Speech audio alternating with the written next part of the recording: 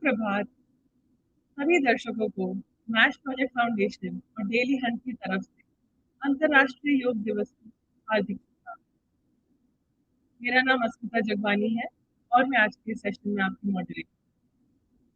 हर साल 22 जून के दिन अंतर्राष्ट्रीय योग दिवस मनाया जाता है। इस साल का थीम है मानवता के लिए योग और आज का सेशन मुख्य रूप से योग और महिलाओं के स्वास्थ्य पर केंद्रित। योग करने का सबसे ज्यादा श्रेय तो हमारे ऋषि मुनियों को जाता है। सदियों से ये माना जाता है कि योग करने से लंबी उम्र होती है। सबसे पहला अंतर्राष्ट्रीय योग दिवस मनाया गया साल 2015 में। योग एक ऐसी कला है जो हमारे शरीर, मन और आत्मा को एक साथ में जोड़ती है और हमें मजबूत और शांतिपूर्ण बनाती है। योग आवश्यक इसलिए है क्योंकि ये हमें फिट रखता है और तनाव को कम करने में मदद करता है और समग्र स्वास्थ्य को बनाए रखने में ये कार्यरत है।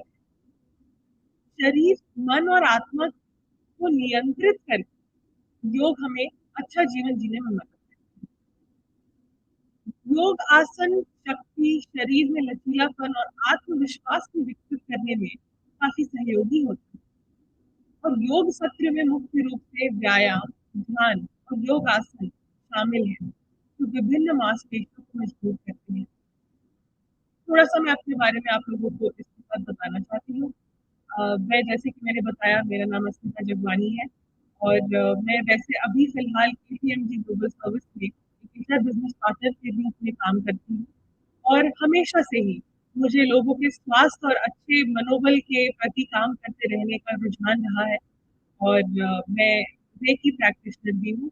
मैंने रेकी हीलिंग की प्रैक्टिस 2020 में शुरू की और मुझे बेहद खुशी है कि काफी लोगों के मानसिक, शारीरिक और इमोशनल एस्पेक्ट के हिसाब से उन्हें जहाँ भी दिक्कतें होती हैं उनके साथ उनकी जिंदगी को बेहतर करने में मैं उन्हें सहयोग कर पाती हूँ। आज इस सबको ध्यान में रखते हुए मैं आप सभी को फिर से स्वागत करती हूँ आपका। आपने समय निकाला और आज अपने आप को चुना आपने और अपने लिए इस सेशन में आया। हमारे साथ हैं आज ऋचा निगम जी, जो कि फाउंडर है और होलिस्टिक हीलिंग थेरेपिस्ट हैं NYMC में, जो कि है Nirmal Yoga and meditation centre. Richa ji औरतों के सहयोग में उनकी हीलिंग के लिए एक 3 डायमेंशन अप्रोच को फॉलो करती हैं, जहाँ की उनका शारीरिक, मानसिक और इमोशनल वेलनेस को नेचुरल योगा टेक्निक्स के थ्रू उनका सहयोग करती हैं। आज अंतर्राष्ट्रीय योग दिवस के मौके पर हम इनके साथ कुछ बातचीत करेंगे और जानेंगे कुछ योगा के अलग अलग प्रकार और कैसे ये औरतों के लिए बेनिफिट्स लेकर आता है। उसके बाद एक छोटी सी लाइव वर्कशॉप भी करेंगे। वेलकम योगिनी ऋचा निगम। बहुत बहुत धन्यवाद अस्मिता जी। सबसे पहले तो मैं अपने सभी दर्शकों को अंतर्राष्ट्रीय योग दिवस की बहुत बहुत शुभकामनाएं अपने हृदय की गहराई से देना चाहती हूँ। और जैसे कि अस्मिता जी ने मेरा इंट्रोडक्शन आपको पहले ही करा दिया है, मैं निर्मल योग मेडिटेशन सेंटर की founder, holistic healing therapist, therapeutic yoga and lead instructor हूँ मैं। और बस मेरा एक जीवन का ये उद्देश्य है कि मैं महिलाओं के लिए कुछ इस जीवन में करके जाऊँ। तो इसी अभियान में मैं धीरे धीरे आगे बढ़ रही हूँ। जैसे कि अस्मिता जी ने बताया कि योग से हम बहुत कुछ अपने ऊपर काबू पा सकते हैं, अपने बीमारियों पे नियंत्रण कर सकते हैं, चाहे वो हमारा फिजिकल एस्पेक्ट हो, चाहे वो इमोशनल एस्पेक्ट हो या फिर हमारा स्पिरिचुअल एस्पेक्ट हो। और यकीन माना जाए तो ये 3 डायमेंशनल अप्रोच जो है, इसी को ही आप अगर फॉलो करते हैं तो ही आप स्वस्थता को पा सकते हैं। क्योंकि स्वस्थ होने का अर्थ ये नहीं है कि केवल आप फिजिकल रूप से स्वस्थ हो जाइए, फिर इसमें वो पतला हो या मोटा हो ये मैटर नहीं करता है। आपको इमोशनली बैलेंस होना चाहिए, आपको मेंटली स्ट्रांग होना चाहिए और आपको फिजिकली फिट होना चाहिए। ये तीनों ही आपके जीवन में अगर बैलेंस है तो आपके हार्मोन बैलेंस रहेंगे पूरी तरीके से। हार्मोन बैलेंस रहेंगे तो आपका मेटाबॉलिज्म अच्छा रहेगा और आप उससे अपने स्वस्थ जीवन की तरफ धीरे धीरे कदम बढ़ाते हुए दीर्घायु को प्राप्त होंगे। योग हमें दीर्घायु प्राप्त कराता है। तो सभी कुछ जो है वो हमारे पूरी बॉडी पर वर्क करने के बाद ही विजय प्राप्त होती है और हम अपने आप को पूर्णतः स्वस्थ कह सकते हैं। बिल्कुल। बहुत-बहुत शुक्रिया आप हमारे साथ आज जुड़े हैं और देखते हैं आगे बहुत कुछ होगा जो हमारे दर्शकों को आपसे सीखने को मिलेगा। सो फिर से बहुत-बहुत धन्यवाद। मैं कुछ आपके बारे में जानना चाहूँगी और मुझे पूरा भरोसा है कि हमारे दर्शक भी बिल्कुल जानना चाहेंगे कि आपका सफ़र कैसा रहा और कुछ स्पेसिफ़िक चीज़ों के बारे में हम बात करेंगे। तो ऋचा जी अगर आप मुझे बता सकें कि आपका जो ये पूरा रुझान था योग के प्रति और जो पूरी आपकी जो अभी तक का जो सफ़र रहा है, जो आपने ये चीज़ें सीखी हैं और लोगों को सिखाई हैं, उस सफ़र जी, के बारे में अगर थोड़ा-सा आप हमें बताएँगे? जी, बिल्कुल धन्यवाद मुझे अपनी बात कहने का इस प्लेटफ़ॉर्म पे मौका देने के लिए।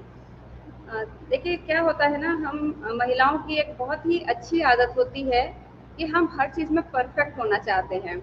Perfect mother, perfect wife, perfect बेटी, परफेक्ट सोशल इन्फ्लुएंसर, परफेक्ट हर चीज़ में परफेक्शन चाहिए। चाहे ऑफिस हो चाहे घर हो। और इस परफेक्शन के चलते जो है वो छोटी छोटी जो बातें होती है ना ये हमें कब तनाव दे जाती हैं वो हमें पता ही नहीं चलता है।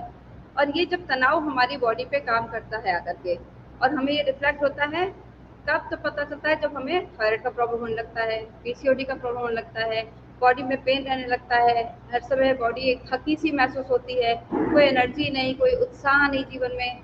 इस तरीके की जब हमें प्रॉब्लम्स फेस होती हैं ना फिजिकल मेंटल और इमोशनल वेलबींग में तो हमको मालूम पड़ता है कि हाँ ये कुछ गड़बड़ है। फिर भी हम स्ट्रेस की तरफ ध्यान नहीं दे रहे होते हैं। हम क्या करते हैं डॉक्टर के पास जाते हैं और अपनी मेडिसिन ले लेते हैं।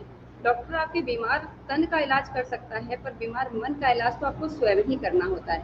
बस इसी तरीके से ये समझिए कि आपकी तरह मैं भी एक बहुत ही साधारण सी मिडिल क्लास फैमिली से बिलोंग करती हुई महिला थी। मैं भी परफेक्शन में आगे बढ़ रही थी और परफेक्शन का इम्तिहान देते देते कब मेरे अंदर तनाव आ गया मुझे भी नहीं मालूम पड़ा था। मेरे हेल्थ बहुत ज़्यादा हो गई थी। मैं बिल्कुल एकदम जैसे आप लोगों ने देखा होगा आपने कभी सीरियल में टुन होती थी उस तरीके की मेरा पेट मेरा हाथ मतलब पूरी बॉडी इतना ज़्यादा हैवी वेट हो गया था और स्ट्रेस इतना भयंकर था कि मुझे चेस्ट पेन होने लग गया था। इतना पेन था कि मैं लेट करके उठती थी तो मैं चीखती थी और मुझे रीज़न नहीं मालूम पड़ रहा था कि क्या हो रहा है क्योंकि स्ट्रेस की तरफ तो ध्यान ही नहीं जाता है। महिलाओं का मेंटल हेल्थ बिल्कुल भी ध्यान नहीं रखा जाता है, ना घर वाले ध्यान रखते हैं, ना महिलाओं खुद ही ध्यान रखती कि उनकी एक ज़िंदगी जो है वो एक इमोशन के साथ ही स्टार्ट होती है। ये हम लोग को खुद पता ही नहीं होता है, बहुत सी महिलाओं को नहीं पता होता है। तो ये सब प्रॉब्लम फेस करने के साथ साथ मेरा कोलेस्ट्रॉल बढ़ने लग गया, मुझे जो है वो धीरे धीरे सर्वाइकल स्पॉन्डिलाइटिस की प्रॉब्लम हो गई, मुझे साइटिका का प्रॉब्लम हो गया, मुझे स्लिप डिस्क तक हो गया था।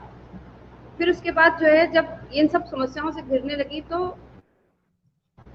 मुझे है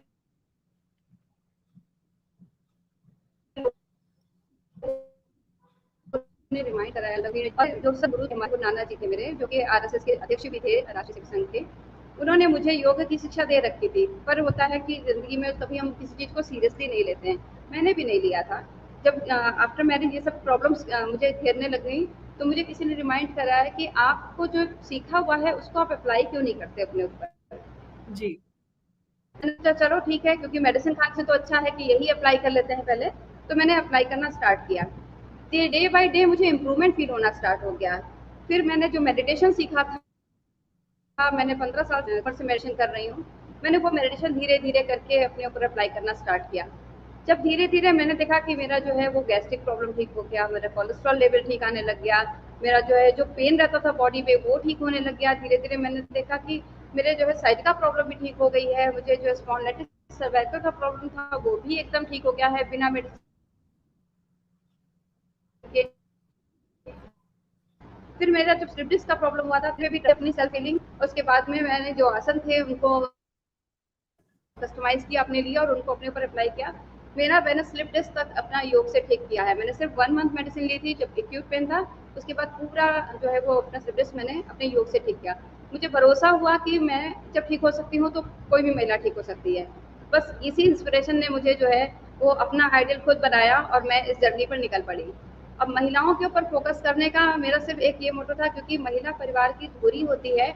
अगर कहते हैं ना कि एक महिला अगर शिक्षित है तो 3 पीढ़ी को शिक्षित करती है और अगर एक महिला को हम स्वस्थ रहने के तरीके बता देते हैं तो वो पूरे घर के माहौल को ही अच्छा कर देती है और 3 पीढ़ी को वो भी स्वस्थ रहने के तरीके बताती है।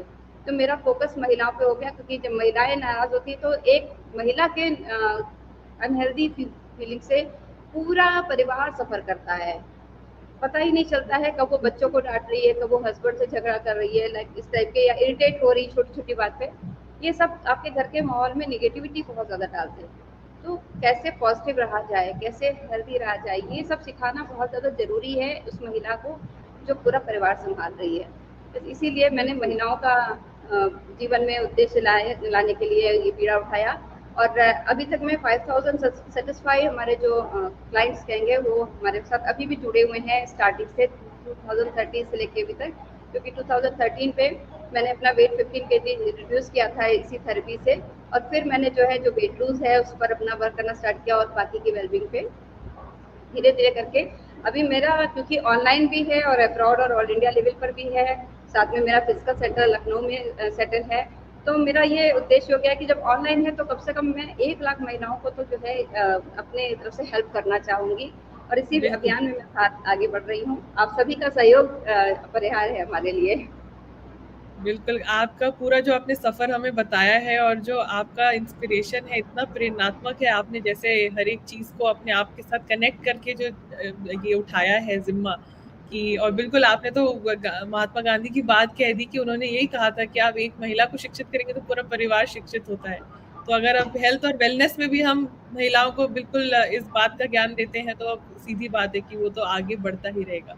तो काफ़ी अच्छा लगा, और जैसा कि आपने बताया, आपने खुद इतनी सारी प्रॉब्लम्स जो महिलाओं को हो रही है, अपने आप जो आपके साथ बीती, आपने उस पे वर्क किया। तो आप जैसे-जैसे सेशंस लेते हैं, तो कैसे आपको महिलाओं की क्या अधिकतम आपको जो सुनने में आता है कि हेल्थ प्रॉब्लम्स जो होती हैं, और कैसे योग के द्वारा हम उसको ठीक कर सकते हैं? देखिए, जैसे जब भी हम अपने यहाँ किसी भी महिला से इंट्रोड्यूस करते हैं, जैसे आप कोई आता है हमारे पास, तो हम सबसे पहले उसकी मेडिकल हिस्ट्री लेते हैं। मेडिकल हिस्ट्री लेने के बाद में हम उनकी अगर कोई पैथोलॉजी रिपोर्ट्स होती हैं वो भी देखते हैं, जिससे कि हमें ये मालूम पड़े कि जो इनका प्रॉब्लम है वो केवल फिजिकल है या फिर उनका मेंटल इमोशनल भी इसमें रोल जी। है उसका। तो फुल हम उनका जो है वो बिहेवियर काउंसलिंग के लिए, थेरेपी करने के लिए पूरा मेडिकल हिस्ट्री लिया। फिर हम लोग केस स्टडी करते हैं, तो उस केस स्टडी के बाद में जो हमारे हमने इतने सालों से हमारी संस्था ने रिसर्च किया है, उस रिसर्च के आधार पे हम लोग उनकी पर्सनल फाइल रेडी करते हैं। उस पर्सनल फाइल रेडी करने के बाद में हम उनको जो है जो आसन कराने हैं, जो मेडिटेशन कराने हैं, जो हमको उनको क्रिया देनी है, वो सारा जो है करके, और आईबीसी काउंसलिंग भी हम लोग करते हैं। वो सारी चीज़ करने के बाद में क्या डाइट्स वगैरह रहेंगी वो उसमें मेंशन करते हैं, और आफ्टर देन हम उनको बताते हैं। तो जब हमने रिसर्च किया तो हमें ये पता चला कि आजकल पीसीओडी की प्रॉब्लम बहुत ज़्यादा लोगों में हो रही है, डायबिटीज़ है, हाई बीपी का प्रॉब्लम बहुत ज़्यादा हो रहा है, सर्वाइकल स्पॉन्डिलाइटिस है, इवन वेरिकोज वेन है, ये सब प्रॉब्लम्स बहुत ज़्यादा देखने में आ रही हैं। और अगर हम बात करें बैक पेन की भी, तो बैक पेन में भी बहुत बार ऐसा होता है कि आपका स्ट्रेस बहुत ज़्यादा उसमें रोल अदा कर रहा होता है, जी। आपका पॉस्चर बहुत ज़्यादा रोल अदा कर रहा होता है उसमें, और आप सिर्फ मेडिसिन खा करके अपने आप को ठीक कर रहे होते हैं। तो जो भी चीज़ें पहले आप स्वयं पे ध्यान दीजिए कि आपको कहाँ पर वर्क करना है, उसके बाद आप बाकी चीज़ों पे ध्यान दीजिए कि हाँ ठीक है, हमें कैसा किस चीज़ का ट्रीटमेंट लेना है, पर स्वयं पर ध्यान दीजिए कि हमारा क्या पॉस्चर ठीक है कि नहीं, क्या हमारा खान पान ठीक है कि नहीं, हमारा थॉट प्रोसेस ठीक है कि नहीं है, हमें कितनी देर हम स्वयं को दे रहे हैं। लाइक वो आप चाहे 5 मिनट का मेडिटेशन कीजिए, चाहे आप 20 मिनट का कीजिए, जितने देर भी करना है, पर आप क्या स्वयं के लिए आप ध्यान दे पा रहे हैं? इन सब चीज़ों पर पहले वर्क कीजिए, उसके बाद मेरा मानना है कि तब आपको मेडिसिन की तरफ जाना चाहिए। तो जो भी हमारे ये रहते हैं डिसीजेज, उसमें सबसे पहले हमें अपने इमोशंस पे वर्क करना होता है, क्योंकि बात ये रहती है कि नॉर्मल अगर आप एक बात कोई कहता है तो आप उस बात को कैसे ले रहे हैं, और जी। उस बात को लेने के बाद उसका कैसा एनालिसिस कर रहे हैं, यहाँ से आपकी हेल्थ स्टार्ट हो जाती है डाउन होने।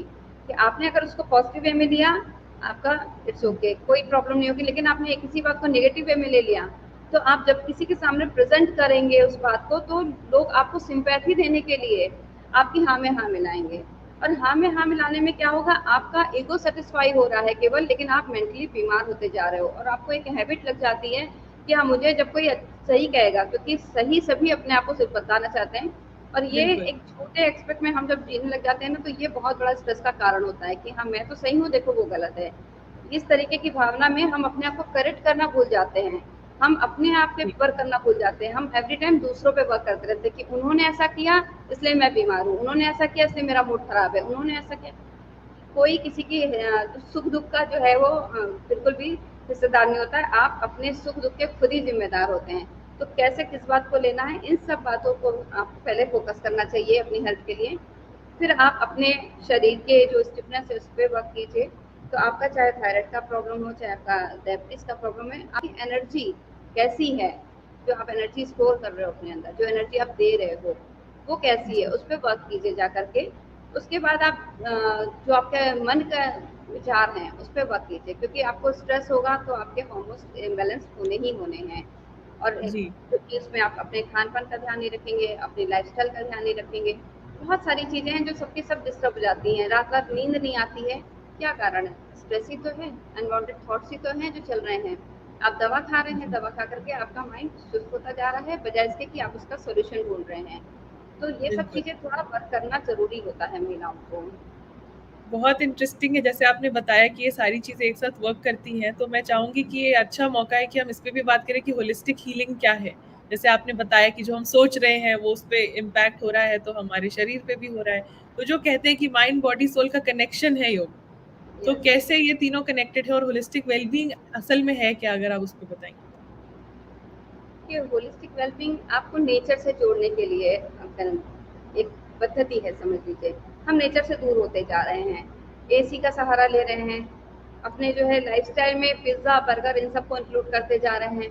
जो हमारे पुराने ज़माने की फाइबरस डाइट रहती थी, जो हेल्दी और शुद्ध तरीके से बना हुआ खाना रहता था, घर का खाना है, आपका जो है नेचर के पास जाना। आप कभी याद करके देखिए कब आप नंगे पैर घास पे चले थे, याद ही नहीं है, क्योंकि एसी वाली कार पे पूरा जाना है हम लोग का एक लाइफस्टाइल बन गया है। और ये जो दिखावा है, ये दिखावा जब आप अपने अंदर रखेंगे तो ये समझ लीजिए कि योग भी आपको सिर्फ दिखावे की वस्तु लगेगी।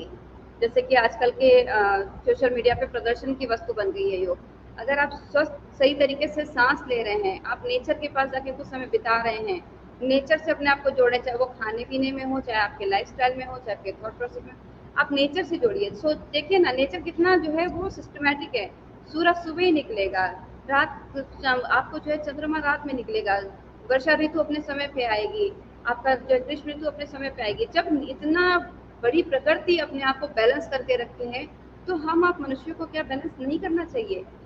मन, बिल्कुल, विचार और आपकी बुद्धि, तीनों में समन्वयता होनी चाहिए। जो आप बोल रहे हैं, जो आप सोच रहे हैं, जो आप कर रहे हैं, अगर तीनों में लयबद्धता नहीं है तो आप स्वस्थ नहीं हो सकते हैं।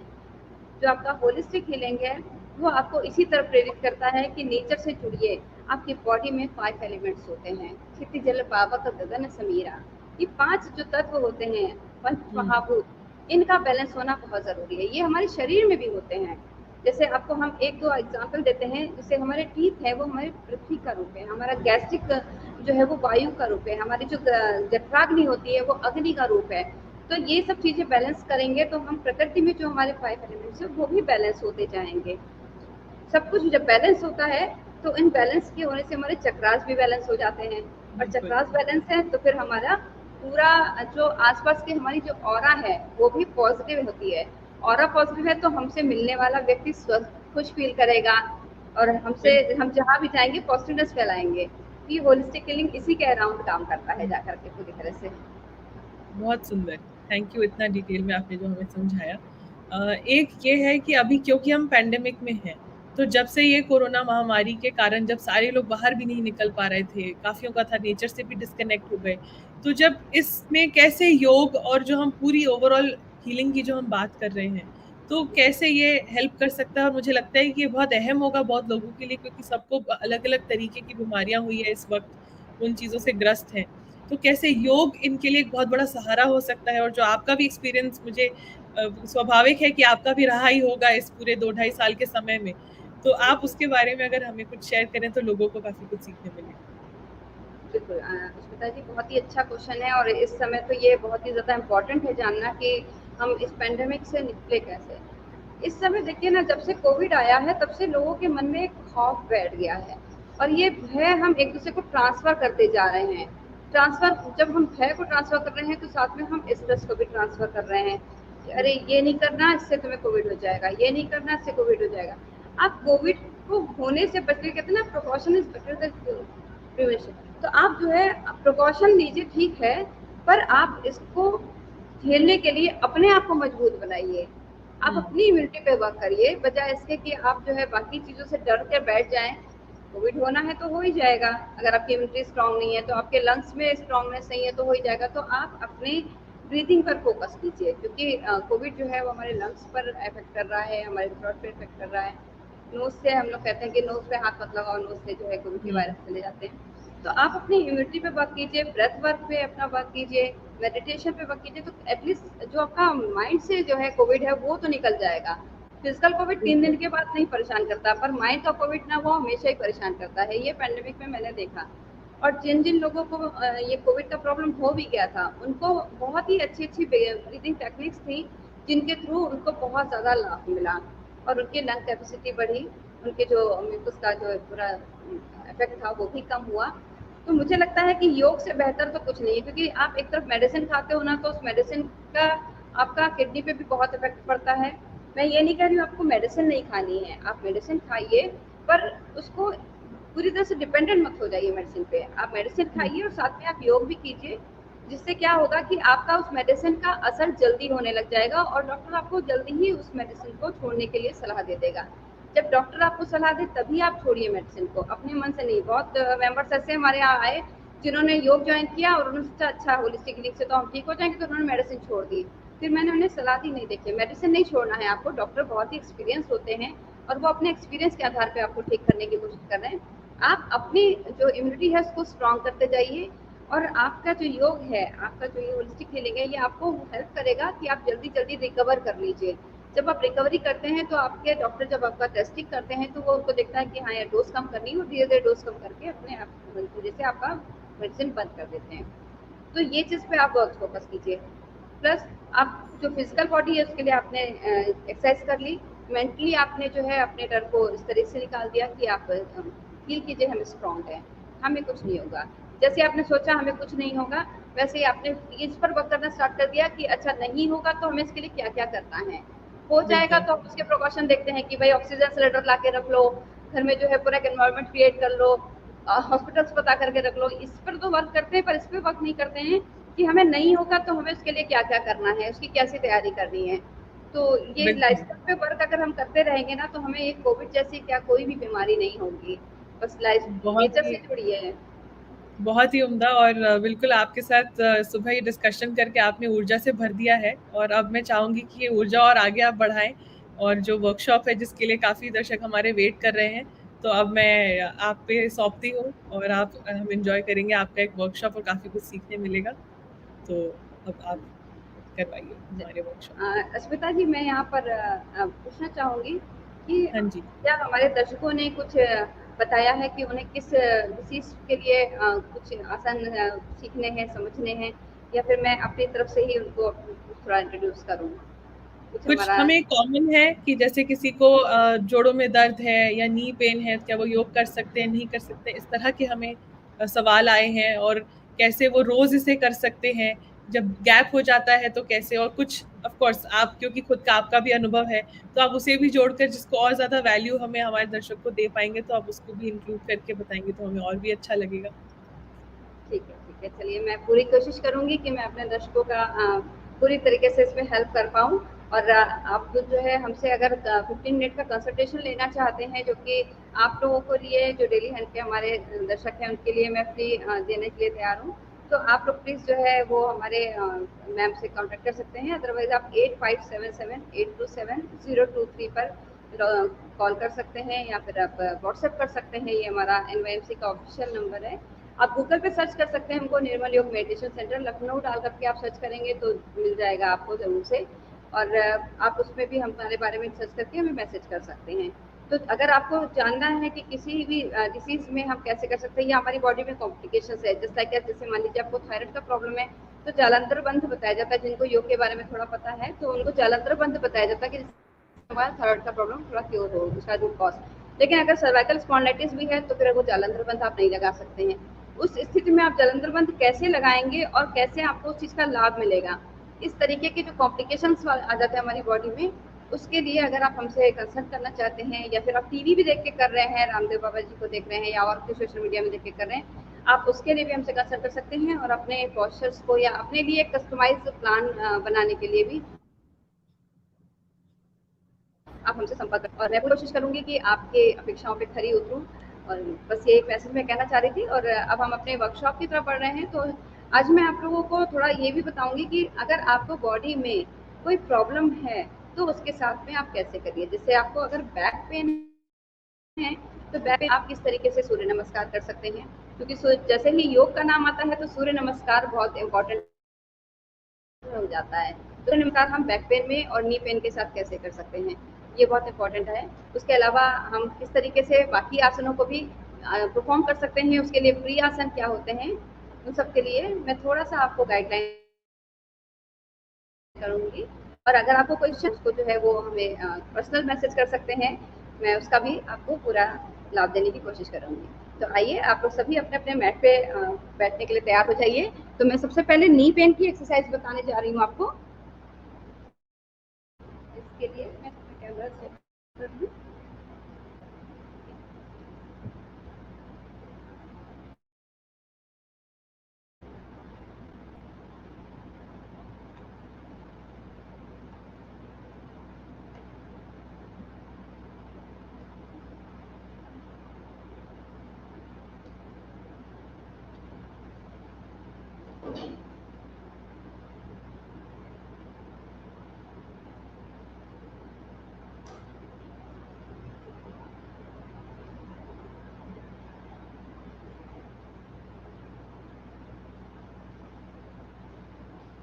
अच्छा करती हूँ, आपको मेरी वॉइस आ रही होगी। मैं सुनता कि आप क्लियर कर सकती हैं, मेरी वॉइस क्लियर आ रही है।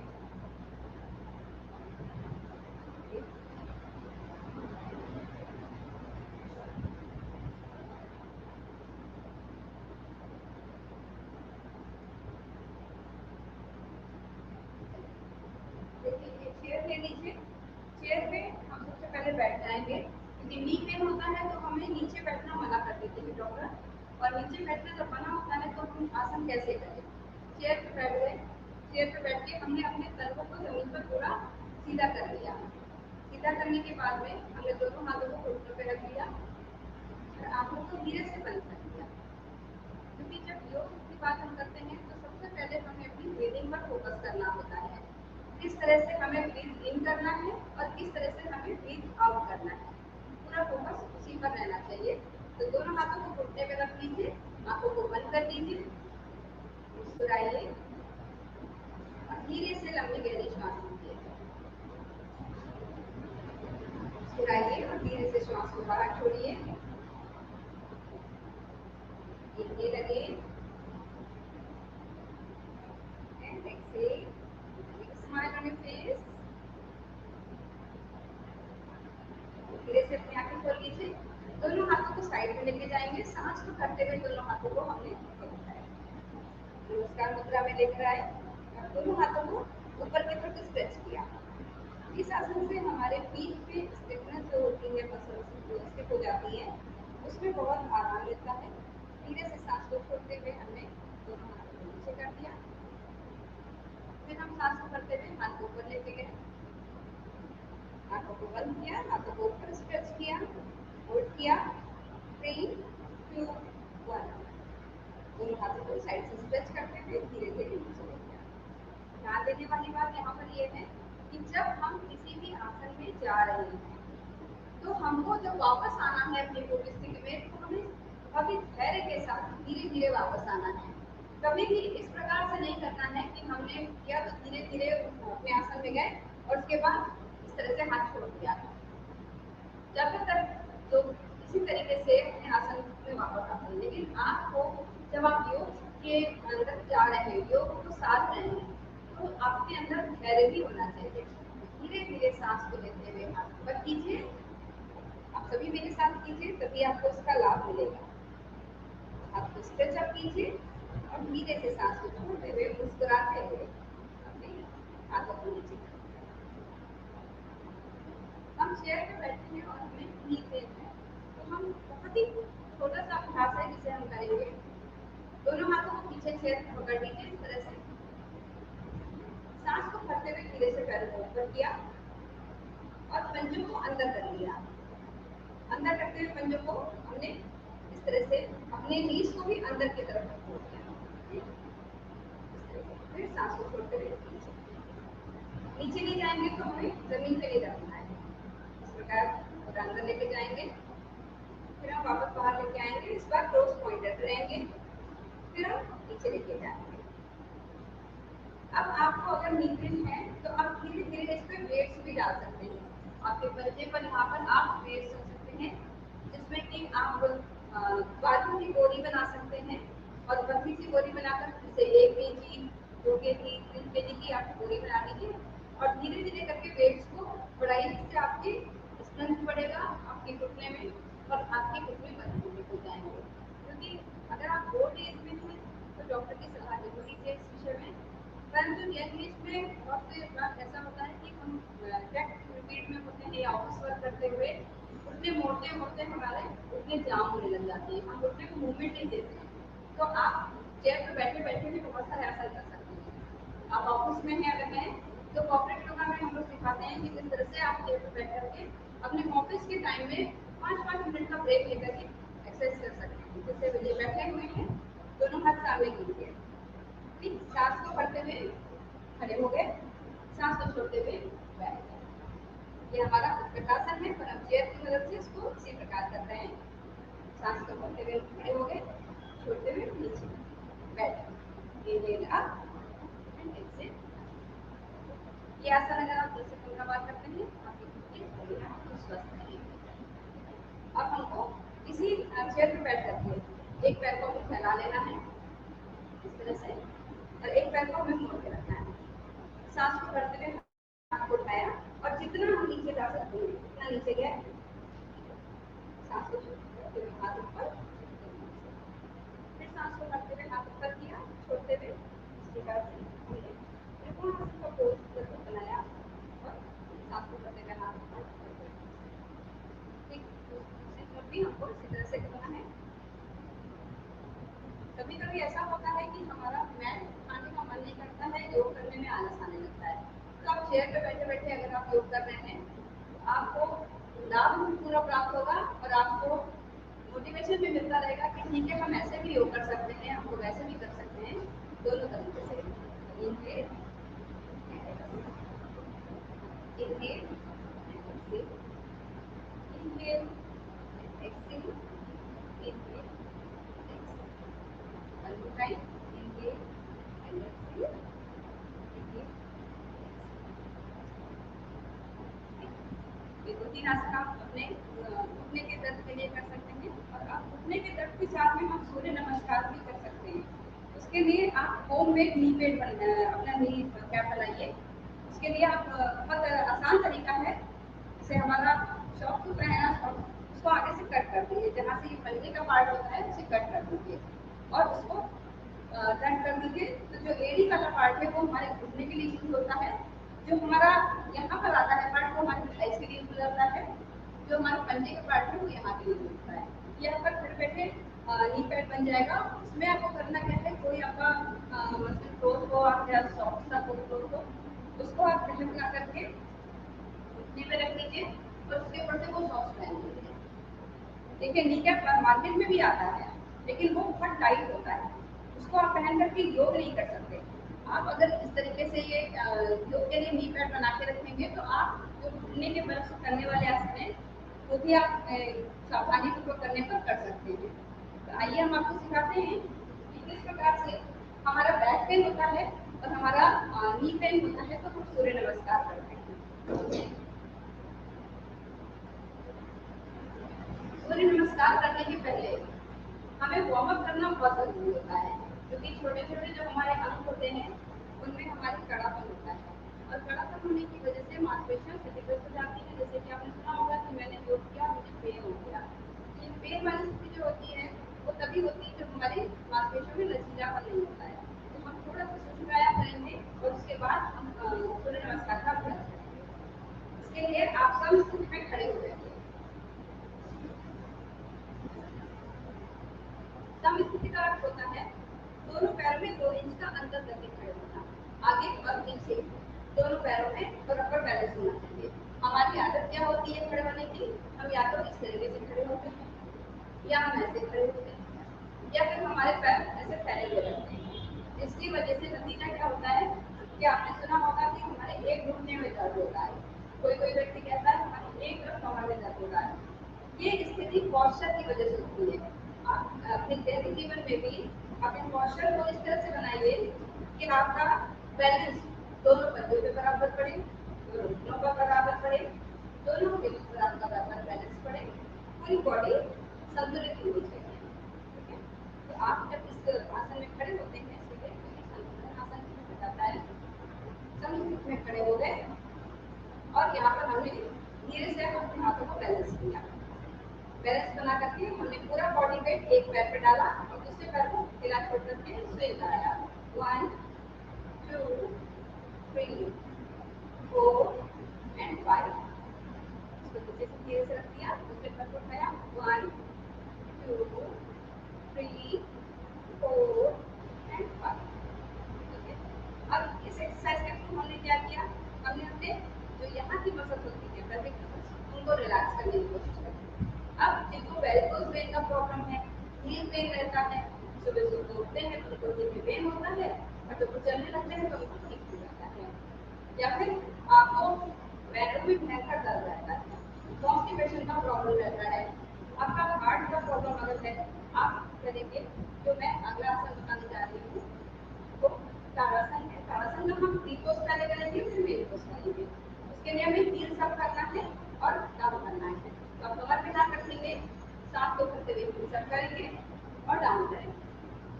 Heels up and down, heels up and down. अब इसी स्थिति में यदि किसी को ब्लड प्रेशर का प्रॉब्लम है तो वो हील्स अप करके यहाँ होल्ड नहीं करेगा। जैसे ताड़ासन में हमें होल्ड करना सिखाया जाता है, तो यहाँ पर होल्ड नहीं करेंगे, पंप करेंगे। थोड़ा सा ध्यान देकर के अगर हम आसनों को करते हैं तो ये थेरेप्यूटिक योगा हमारे लिए रामबाण साबित होता है। तो हम इस तरह से खड़े होते हैं और हील्स अप करने के बाद में पंप करते हैं। 1 2 3 4 5 6 7 8 9 एंड 10।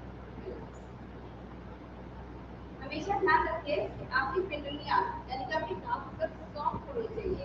जब वो हार्ड होती है तभी हमें प्रॉब्लम स्टार्ट होती है। तो इस तरीके से आप अपने पिंडलियों को विस्तृत कर सकते हैं। और उनकी पिंडलियां हमारा सेकंड हार्ट होती है, तो हमारे हार्ट की भी हेल्थ अच्छी रहती है। अब हम दोनों घुटनों के लिए अपने हाथों की कटोरी बनाएंगे, दोनों पैरों में डिस्टेंस करेंगे इस तरह से और राउंड करेंगे। 1 2 3 4 5।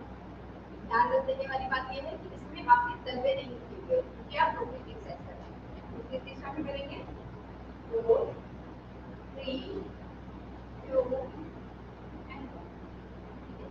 अब आप पैरों को उसी प्रकार से रखें और अपने हाथों को घुटनों को नीचे करते हुए हाथ पे रख दीजिए, राउंड कीजिए। 1 2 3 4 5 एंड ड्रॉप 5 4 3 2 एंड कमर की एक्सरसाइज के बाद हम अपने कंधे की एक्सरसाइज करेंगे। शोल्डर को रोल बैक करते हुए क्योंकि दोनों शोल्डर की भी समस्या बहुत देखने में आ रही है आजकल। तो कमर की दर्द के साथ साथ हमें अपने पूरी पीठ की मांसपेशियों पे भी कार्य करना चाहिए। एंटी ड्रॉप किया, ठीक है, फिर हम सांस को बढ़ते हुए जैसे हाथ उठा रहे थे इस तरह से सांस बढ़ते हुए हाथ उठाया और यहाँ राउंड किया। 1 2 3 4 5 एंटी ड्रॉप 5 4 3 2 1। ठीक है, सर्वाइकल स्पॉन्डिलाइटिस की प्रॉब्लम के लिए बहुत ही अच्छा आसन मैं आपको बताने जा रही हूँ जिसे आप करेंगे तो आपको निश्चित रूप से लाभ प्राप्त होगा। दाहिने हाथ को बाएं कंधे पे रखिए, बाएं हाथ को दाहिने कंधे पे रखिए, गर्दन को आगे बढ़ाइए और अपनी चिन को अपने कलाई पर टेक दीजिए। सांस करते हुए धीरे कोहनी की तरफ उठाइए और कोहनियों को उठाते हुए अपनी गर्दन को नीचे की साइड खींचते जाइए। जैसे जैसे गर्दन नीचे जा रही है आपकी गर्दन पूरे पीठ में चिपकती जा रही है। फिर सांस को छोड़ते हुए धीरे धीरे गर्दन को नीचे लाते हुए अपनी कोहनियों को नीचे खींचते जाइए। अब हम नीचे का हाथ निकाल करके ऊपर कर देंगे पहली वाली में हम 5 से 6 बार से अभ्यास करेंगे और फिर हम नीचे वाला हाथ लगाने को करेंगे, सेम को रिपीट करेंगे। 1 डालने के बाद हम यहाँ पर होल्ड भी कर सकते हैं, 5 एंड डाउन पे होल्ड भी कर सकते हैं, होल्ड करेंगे और फिर धीरे धीरे सांसों को लेते हुए हम अपनी फोकस करते हुए वापस आएंगे। हमेशा ध्यान रखिएगा जब भी आप सांस छोड़ रहे हैं मुस्कुराहट चेहरे पर जरूर बना के रखिएगा, क्योंकि ये मुस्कुराहट ही खो गई है और तनाव ने हमें फेर दिया है। तो तनाव को दूर करने का सबसे अच्छा तरीका है मुस्कुराते जाएंगे और जीवन को स्वस्थता से जीते जाएंगे। आइए अब हम शुरू करते हैं अपना सूर्य नमस्कार, जो कि मैंने बैक पेन और नी पेन वालों के लिए बताने के लिए भी आपसे कहा था। आप उसके लिए 2 काम कर सकते हैं, या तो आप कुशन का यूज कर सकते हैं, इस तरीके का क्वेश्चन एक यूज कर सकते हैं उनके नीचे रखने के लिए। अदरवाइज जो स्थिति मैं बता रही हूँ उस स्थिति से भी आप कर पाएंगे। संस्कृत में खड़े थे, सांस को भरते हुए पहले हाथ को ऊपर उठाया, नमस्कार मुद्रा में बनाया, सांस को छोड़ते हुए हमने अपने तरीके से किया अपने हाथ को और मुस्कुराया। फिर सांस को भरते हुए हमने अपने हाथ को ऊपर उठाया,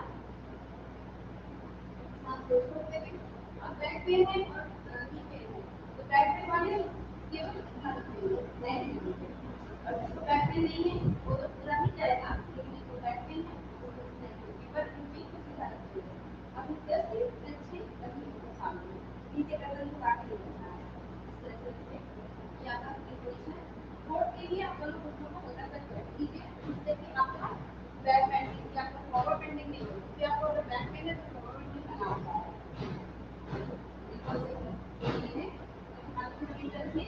राइट लेफ्ट राइट।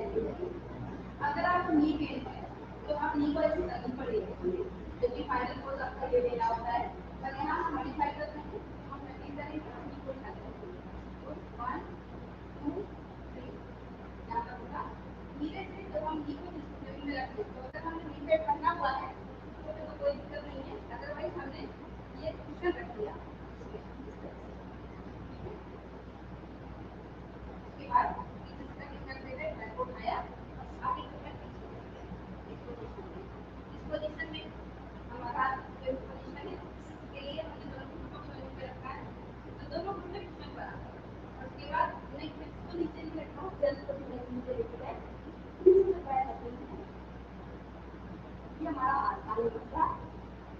इस नमस्कार में आप बंद कर सकते हैं, फिर सांस का नमस्कार करते हैं। सांस को भरते हुए ऊपर उठे, हमारा घुटना क्योंकि कुशन पर है तो हमारे घुटने के मसल्स पे कोई ज़्यादा स्ट्रेचिंग नहीं हो रहा है, ये हमारे बहुत आसान से कर सकते हैं। सांस को छोड़ते हुए धीरे से हमें अपनी को संभालते हुए पोजीशन में आए, कदम की वापस पोजीशन में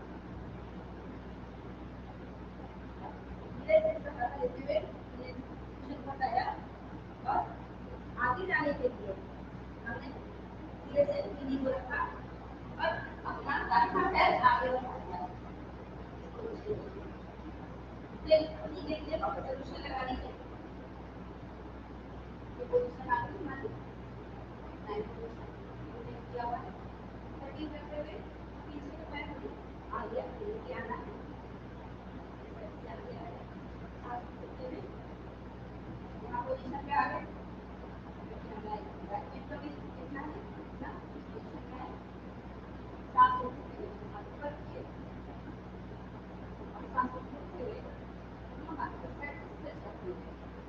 अपने नमस्कार में वापस आइए। जब भी आप सूर्य नमस्कार करेंगे तो ये हमारा आधा चक्र जब आप दूसरा पैर से यूज करेंगे, पूरा आसन प्रयोग करेंगे, तभी आपका चक्र पूरा होगा। तो आइए हम एक बार लेफ्ट पैर से भी करके देखते हैं। सांस भरते हुए हाथ ऊपर, छोड़ते हुए नीचे, 1 2 नीचे down 3 left left 4 right left 5 down, chest down, 6 8 7 6 8 घुटने को नीचे पर देकर सीधे पैर पे और लेफ्ट लेग को धीरे से आगे लेकर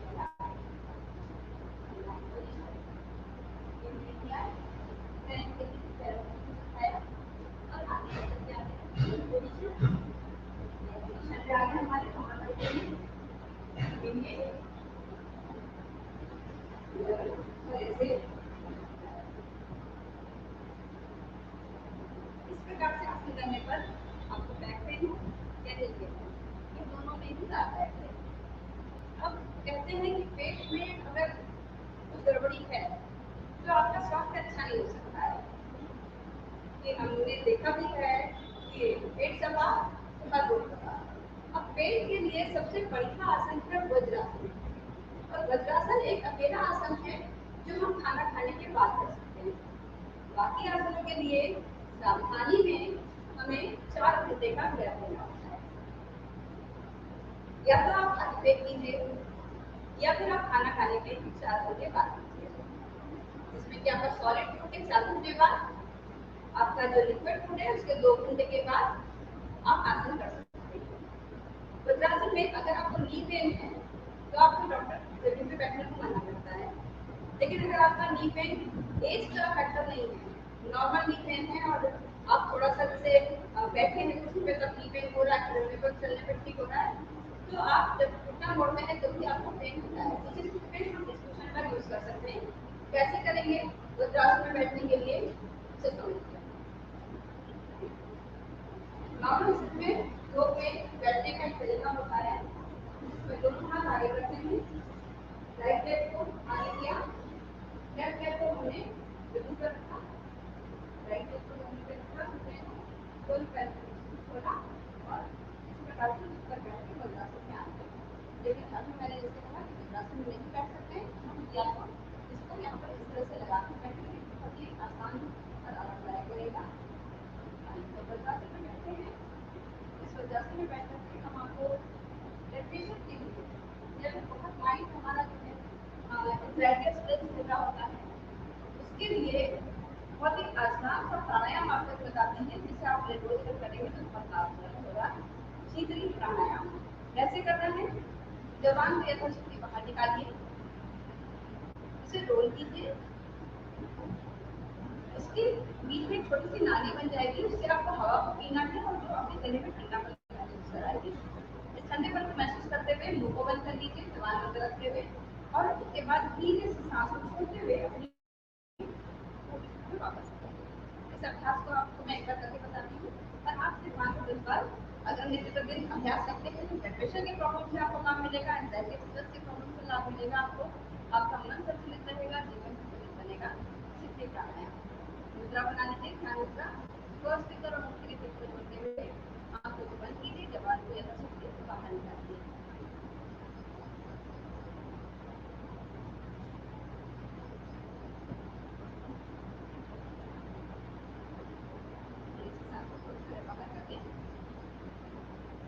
आइए अब हम इसका अभ्यास करते हुए अपने इस वर्कशॉप को समापन की तरफ ले जा रहे हैं। गहरी सांस भरें, ओम का उच्चारण करें,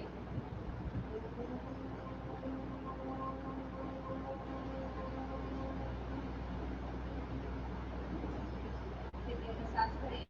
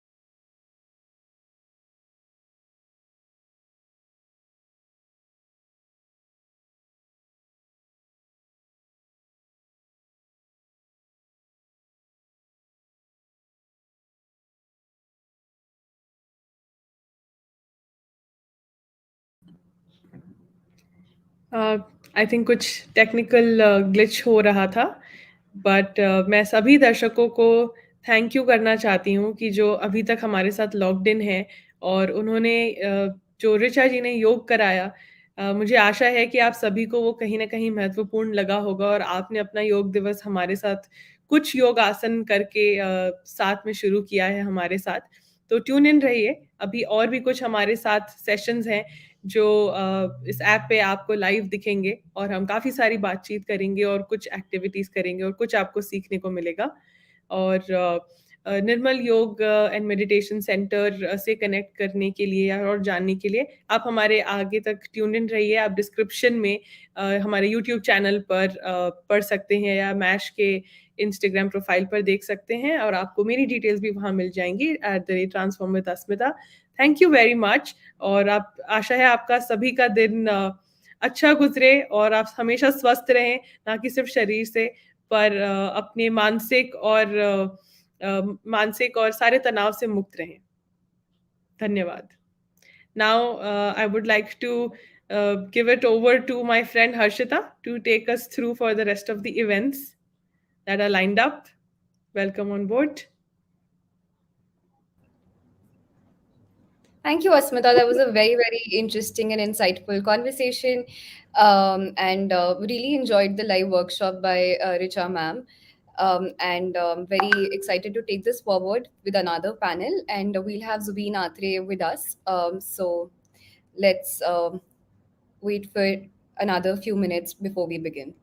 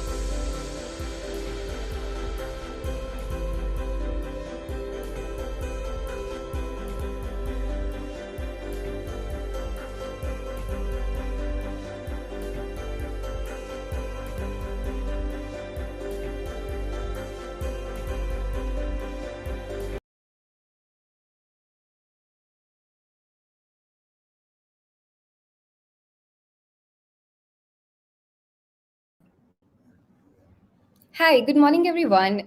This is Harshita from MASH Project Foundation, an award winning social enterprise building a global ecosystem for social impact. A very warm welcome to all of you for today's panel discussion on the pathway to modern yoga with Zubin Atré, the founder of Atré Yoga and the renowned author of the internationally sold It Takes Two to Yoga. I would like to begin by wishing all of you a very, very happy and healthy International Day of Yoga. Yoga is a combination of the art and science of healthy and balanced living. It has adopted a holistic and spiritual approach to help the human body in its culmination of mind, body, and soul through exercise, mindfulness, and meditation. In all the hustle bustle of the 21st century, we often tend to disregard our physical and mental wellness. So, how do we take care of this through yoga? This is what our esteemed panelist, Zubin Atre, will talk to us about today. So, without further ado, join me in welcoming Zubin Atre. Hi, Zubin. Welcome to the show. We're so glad to have you here with us today. Hi Harshita, good morning. Happy to be here. Great. To begin with, Zubin, I'm very curious to know how you started your yoga journey. What motivated you? How did you scale it to, found the Yoga Studio and, take it to different countries like Venice and Tokyo? See, my story was pretty simple. It just started with my own yoga journey where I wanted to learn more about yoga. I was a business graduate. I was actually studying business when I thought of becoming a yoga teacher as well. And the idea was not to become a yoga teacher. The idea was to learn more about yoga. So I ended up enrolling myself in a teacher's training course, which was held in Delhi. And from there it went on, like, because the subject was so interesting and so close to my heart, I ended up wanting to learn more and more about it. And and I don't even remember that when teaching yoga became more important than practicing yoga, and teaching yoga became a practice itself. So I think that's where I would say it's hard to pinpoint it, but I think those were interesting years. A lot of learning was happening, and which is what I guess was the onset of my yoga teaching journey. um, and then I just simply went on teaching and teaching, and I had to set myself set number of hours that I have to teach every day.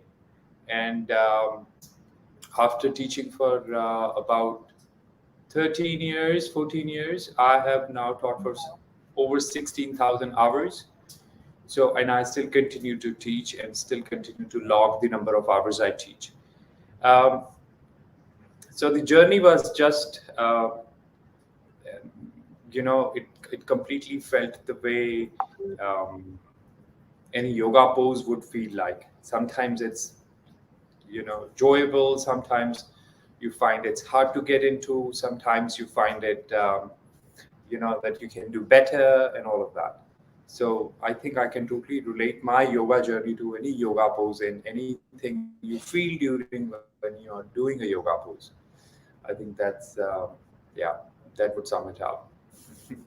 Wow, that's very interesting how you relate your journey with a yoga pose. So I'm interested to know, you founded the Atre Yoga Studio and you also founded this, Science of Atre Yoga. So what is Atre Yoga and how is it different from traditional yoga? See, Harshita, Atre Yoga is very organized way of doing yoga. It's very neat and clean way of doing yoga, in which you understand that there's a set sequence that you have to follow, and there's a Mhm. set sequence which has over 300 poses which one needs to do. And the what sets yoga atre different from other forms of yoga is the importance of the yoga mat in this entire practice. So the whole idea is that there are no levels, and we have this understanding that people have different levels of strength, stamina, health condition, medical history. So every single body is unique. So if there are like 10 people doing yoga in a room, there are 10 unique bodies. So we need to make sure that everybody kind of comes along when you're conducting a yoga class. So the one constant that I found in the entire yoga class was the yoga mat. So my instructions are all related to the shape of the yoga mat. So all the instructions you would receive would be with the reference to the shape of the yoga mat, and which makes it easy for a lot of people to understand, because it just simply takes away the levels, any kind of levels if there were any, and it makes them follow the instructions in much more precise way. And it's all about geometry, so we use a lot of geometrical references as well. Okay, now your body is appearing like a triangle, for an instance, here you're forming a square, and your breath looks like this, and a lot of metaphors are also used, so which makes a very good learning experience for a lot of people. In fact, when the pandemic hit, and when we went from teaching from home to teaching it was really very easy for us, because our instructions were very precise. And because the instructions were very precise, people would be able to, we just have to tell them, okay, this is how you lay your mat, with your yoga mat parallel to the edge of the screen, and that's it. People were set to go. It was plug and play. So this is what is different with Atré Yoga, and the pranayama is incorporated, and we work on the end range of motion. And if you happen to be in a physical class, you'll be getting a lot of physical adjustments from the teacher who's there, who's teaching you, who's conducting the class for you. So the teacher lends you kind of their strength to you, so that you can get into the pose better, you can fit into the pose better. So the teacher kind of serves as an exoskeleton, more or less, which lends you the strength to get deeper into the pose. Yeah. Very interesting. So it's great that you mentioned the pandemic and how, during the pandemic, a lot of people shifted to online mediums to do yoga or other forms of exercise. And it's interesting how this particular form of Adre yoga was more convenient for people to practice online. I'm also interested to know because, I believe that yoga is not just for the body, but for the mind and soul as well. So, given that pandemic was such a stressful time for so many people, how do you think that yoga played a role during that time, and how can it continue playing a great role in people's lives to ease off some stress and just do better physically and mentally? See, indeed, when the pandemic hit, not just the pandemic, when the lockdowns were happening, I think we had a lot of time to spend with ourselves. So you need to be really fun to be entertained all the time, because you're spending a lot of time. A lot of people live alone as well, right? So I read something during those times. This quote was going around, which says that if you cannot go out, you go in, right? So you look into yourself, you basically meditate and spend time with yourself, and then see there are a few things you can learn. And we all went through those, up and down. We were working out like rigorously, and then there were people who were, picking up habits, for an instance. So a lot of alcohol abuse was also happening during that point of time. So yoga, I think, was something we saw a peak in the demand of yoga classes. So we also had our online yoga classes were happening uh, more often than they were normally happening. And I think yoga did play an important role, because people were very curious about yoga and meditation. We were approached by a lot of corporate companies. They wanted us to conduct some yoga experiences for their employees working from home. And a lot of people a lot of companies, they requested us to teach people the ergonomics of sitting, for an instance, on when they will be working from home. Because we never got the time to prepare our houses to work from home, the desks, the chairs, and the lighting, and everything along those lines. So people really ended up sitting on whatever chair was available for them to be sitting and working all the day. But also, people got some frequent breaks. So people realized that what are the things that are important, what are the things that are not important. But one thing people did definitely realize was that mental well-being is way more important than sometimes we think about. Um, you know that you can't just let it be, and you can't just heal itself, and there are some things that some actions that we have to take. So yoga served as an overall wellness kind of a package, which helped a lot of people in feeling better, in doing better, in bringing the best out of themselves, and then spending time with their with the people you live with the people you know. So I think it did taught a lot of things to a lot of people. I met so many students during that point of time.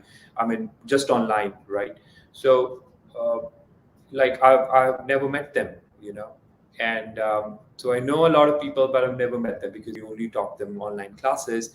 And people were joining from all over the world. People were joining from Italy. We had to have different slots for US timings. I was living in Tokyo at that point of time. So people were joining from Europe, people were joining from Brazil. So we had to have, like, you know, all sort of timings to make sure that we are accommodating all the yoga students who were willing to do, because people were definitely finding it helpful. This was a complete package which was looking after their mental well-being, which was also looking after their physical well-being. Yeah, and keeping them sane, because that was very important. Absolutely. Thank you for sharing that insight. I think I also personally know quite a few people who, started their yoga journeys during the pandemic. In fact, I myself, started some form of yoga during the pandemic, and I do feel that it's super, super helpful to just, be in the flow and feel better. So, yeah, thank you for sharing that insight. My next question, and you've mentioned this before, is that there are a lot of myths around yoga. So, would you want to share a little bit about what these myths are and how can we take care of this? How can we raise more awareness about the benefits of yoga? Right. See, there are myths, there are misconceptions, there are some questions which people have in their head. For an instance, oh, you know what? I cannot do yoga because I'm not flexible.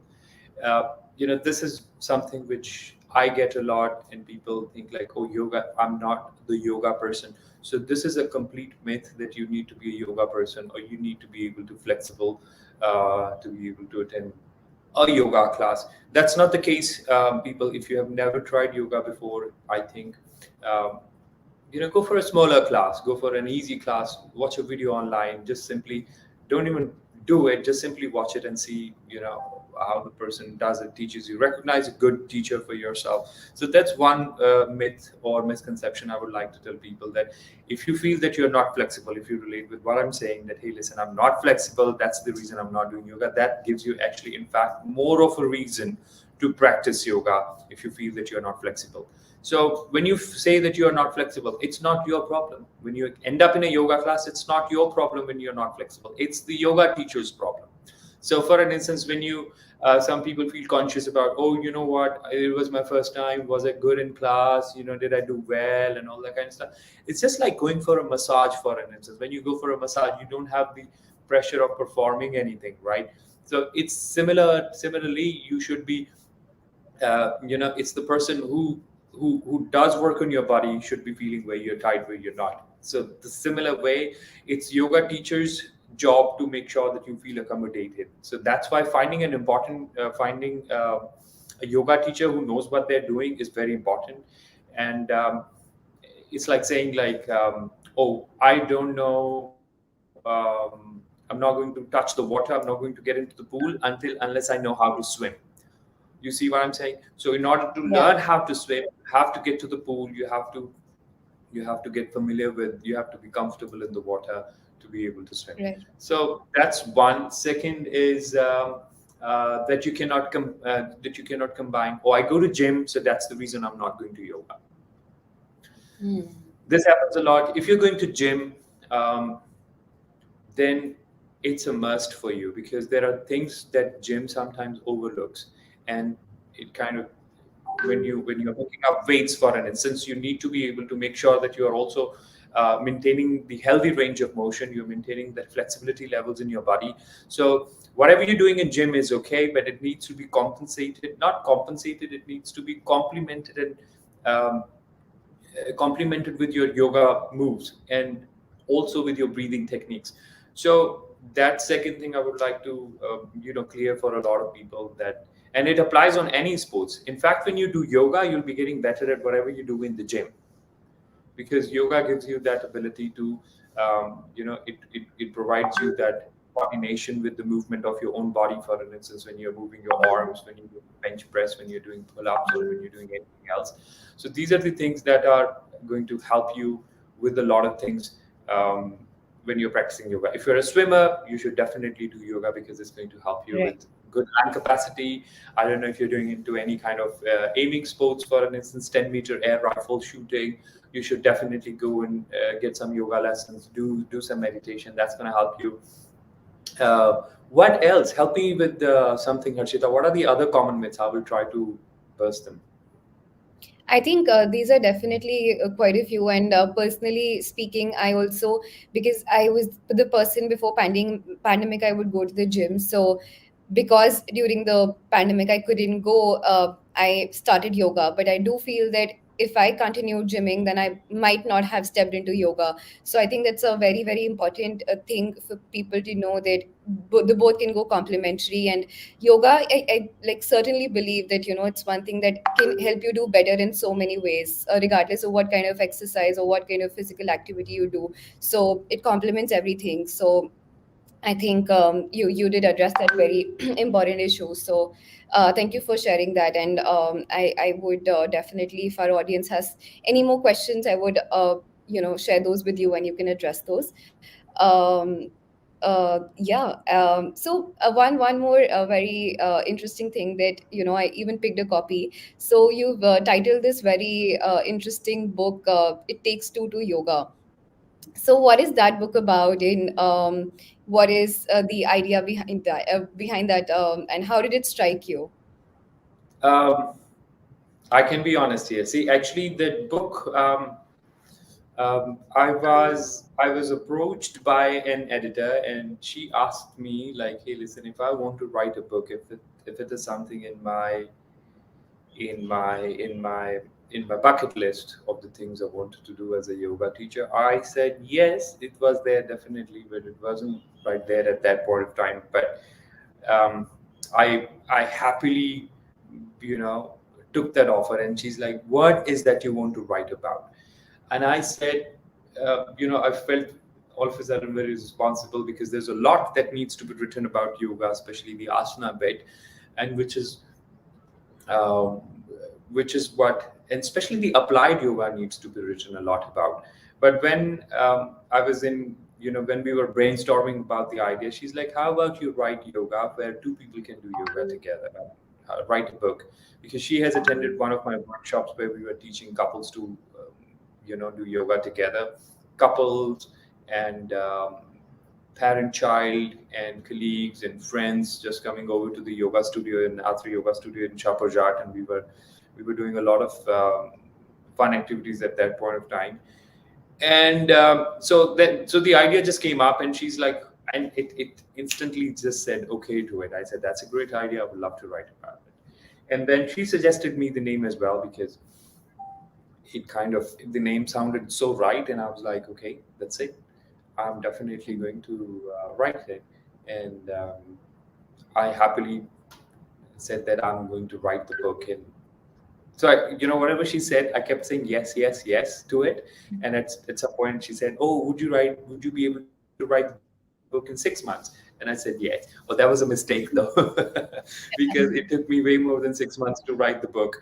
And I was, I had to, I was traveling as well. I was, so half of the book is written in Delhi, half of the book was written in Berlin, half of the book was written in Amsterdam. So it was a little bit of, but I enjoyed. It was challenging to write the book, but I enjoyed whatever, you know, could come across uh, through that book was very interesting. And especially there's a chapter right in the beginning where it says like how a parent and child can do yoga together, how an infant can also do yoga with a child. So that was the whole idea. That was the whole concept of having a yoga book that led two people to do yoga movements on one single mat. Very interesting. I cannot wait to dive into my own copy. um, Great. So because you'd mentioned, myths. One of our somebody from the audience wants to know, because you've mentioned how um, it's difficult. You need to find the perfect teacher. So if you want to share any tips on how to find that match, and because there's so much content online on yoga, a lot of it is not even verified. So how do you choose? How do you get access to the right information? See, I think I would like to correct you by saying, see, perfect teacher is not going to happen. Um, so if you try to chase the perfection and find somebody who's the only person who's going to teach me yoga, your yoga practice might never actually start. So I would suggest that people can look into some studies where if somebody claims, so be skeptical. Totally, it's totally fine when you don't agree with what your yoga teacher says and you want to dig into the details more. You want to see, find a research that's backing that up. um, because yoga is an ancient practice, so we have along the way we have lost a lot. So things that were held true maybe back in time, right now they might not be able to work the same way. uh, so when you're looking at a yoga teacher, I think you should try different yoga studios. First, get familiar with the practice, do a little bit of educate yourself on it, pick up some good books about yoga, and see what form of yoga you also want to do and what's the goal behind. Whether you want to fix a physical ailment, whether you want to attain more peace in your life, whether you're looking yoga for spirituality, whether you're looking yoga to meet more people in your community, for instance. So there are different goals that might be there. There are different motivations behind on that can help you. Once you educate yourself with it, you would definitely. And don't just go into a yoga studio and then sign up there. Try one class. There's no harm in doing that. Try one class, see if that works for you. And it's not only the yoga teacher, everything else around it, the environment of the yoga studio, for instance, and how long does it take for you to get to that place every time? Because if it's taking 1 hour and a half to get to your yoga class, you might find yoga studio that's closer. So be practical and try different yoga studios, different teachers, learn from online um, good sources, verified sources, um, where people know what they're doing. That's, I think, the way to go about it. And it doesn't only apply on yoga; it applies on anything you want to learn. Absolutely. Yeah, yeah, I agree with you. Another question from our audience is, how can they sign up for your classes, or if you are still taking online classes, or if they want to sign up for your workshop in Delhi? So, Uh, how can you do that? Yeah. See, we have the yoga classes happening in right now. We are taking the students for August. So August 20th is when we are letting people in.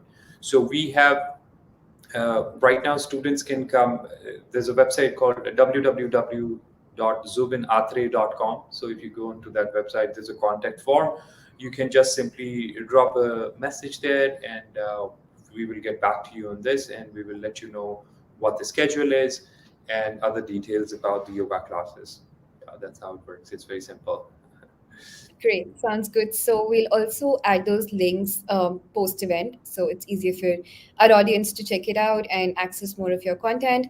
Zubin, my last question for you is, what is your message, or what are some tips that you would want to give to someone who is just starting out with their yoga journey, and how should they go about it? How should they keep themselves motivated and not give up too easily?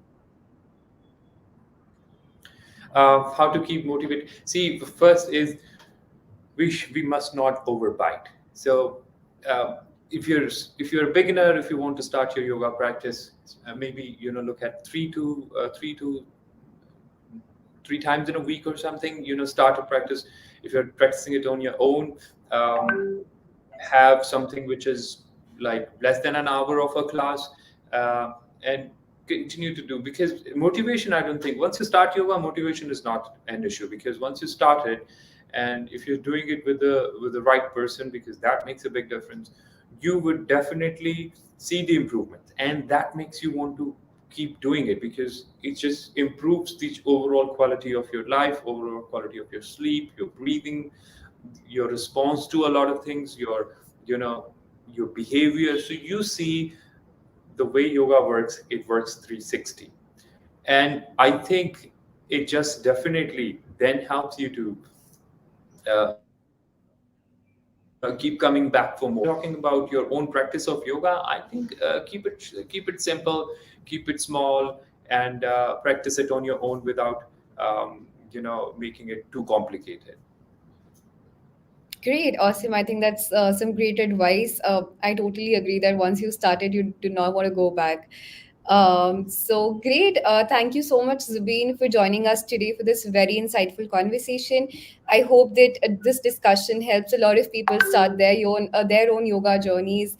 And I am sure that a lot of people would want to follow you. So everybody, we also have Zubin's handle live on Daily Hunt. Please follow for a lot of interesting content, and you can also follow Zubin on Instagram and his website, and do get a copy of his very interesting book. Great. Thank you, Zubin, and thank you, Daily Hunt and Mash, for this opportunity. See you. Very happy International Yoga Day once again. Same to you, Harshita. Thanks a lot. Thanks a lot. The MASH project and the Daily Hunt. Thanks a lot. It was lovely. Thank you. Bye bye.